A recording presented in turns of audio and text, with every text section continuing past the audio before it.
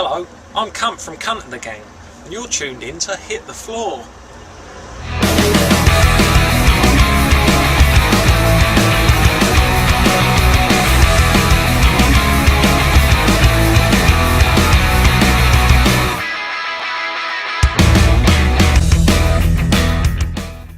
Hey everyone, it's Chris for Hit the Floor magazine.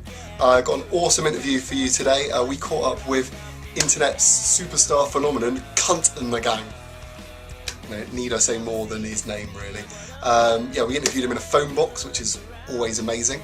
So this is the first interview that I've done for Hit the Floor magazine. This is called Who's That Cunt in a Phone Box? With Kunt and the Gang. Check it out.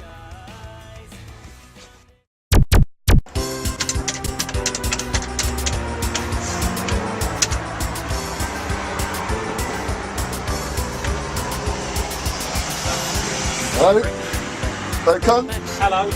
Hello, you yeah? You alright, Chris? Right, you up for doing this interview? Yeah.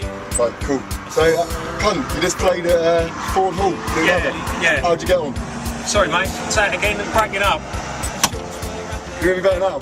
Yeah. Right, how'd you get on at the gig? It's alright? Yeah, it was alright, yeah. The crowd were quite young. It felt a little bit wrong, some of it, but it went alright. That's alright. So you've been doing quite a lot recently. You've released a documentary, I believe. Yeah, you want to tell us a little bit about what you've been, the inspiration behind that? We had a fly-on-the-wall crew follow us around, on a typical kind of couple of months, while Mike, my rubbish manager, tried to sort me out some gigs and generally tried to sort of kick my arse into gear, but he's worse than fucking useless, to be honest. So that was pretty much the strength of it. So you're working on Shannon Matthews the musical? I am, yeah. Yeah, do you want to tell me why did you pick Shannon Matthews out of all the people you could have picked? It's not so much Shannon Matthews, it's Karen Matthews is one of the great sitcom characters of our time, like Basil Fawlty or Rigsby from Rising Damp or David Brent. She's one of these people that's absolutely fucking hilarious, but equally loathsome. I thought there'd be a lot of comedy potential in there, with a sort of fat ginger walrus singing songs about all the blokes she's had up her. Yeah, that does sound good.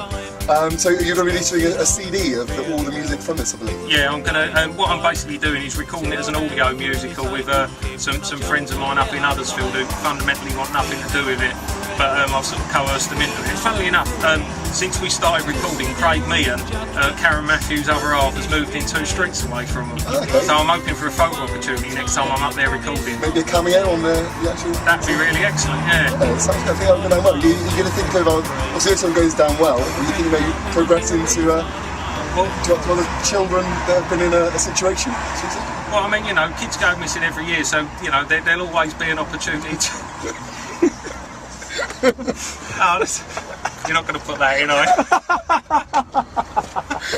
What do you do in the middle of the night when it's dead quiet and your mum's asleep and your dad's asleep and the door is shut, the light is out and the room is dark and the curtain's drawn and you're on your own, your bed is warm and your dream was rude and your hand's restless so you know it's hard. Have a motherfucking wait, I'm getting out my cock. I pulled my foreskin back, I revealed my acorn and gave it a little smack. I'm thinking There'll always be an opportunity. What I meant to say was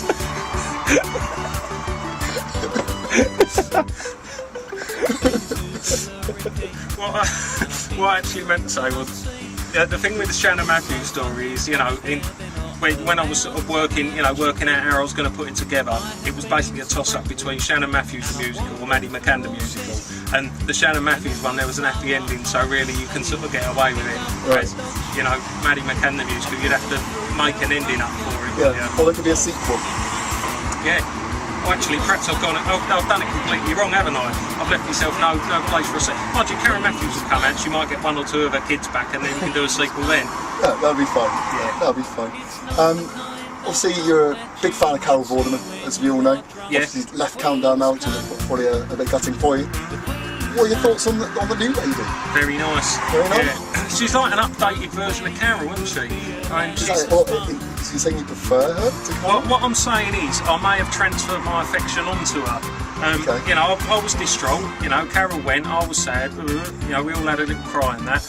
But the new girl came in. I was a bit concerned at first because she's got this dead man's arm thing going on. you know, when she's kind of putting the letters up, and it just hangs there like Jake Goody's mum's withered arm. But you know, I think that just means I'm in with more of a chance with her. You know, she can just wank me off for the other one. That's fine. You're not up for going with the dead arm? Get something different? Well, if you're going to do the dead arm thing, you might as well do it yourself. You know, you sit on it and have a wank. It feels like someone else. No one likes a wank from a withered hand, really, do they? That's why Beatles' wife wouldn't let him strum her. There you go then. Obviously, you do a lot of songs about wanking, mainly male wanking. Is there going to be a potential for some more female wanking songs? Is that something you'd like to delve into a bit more? It's definitely something I'd like to delve into.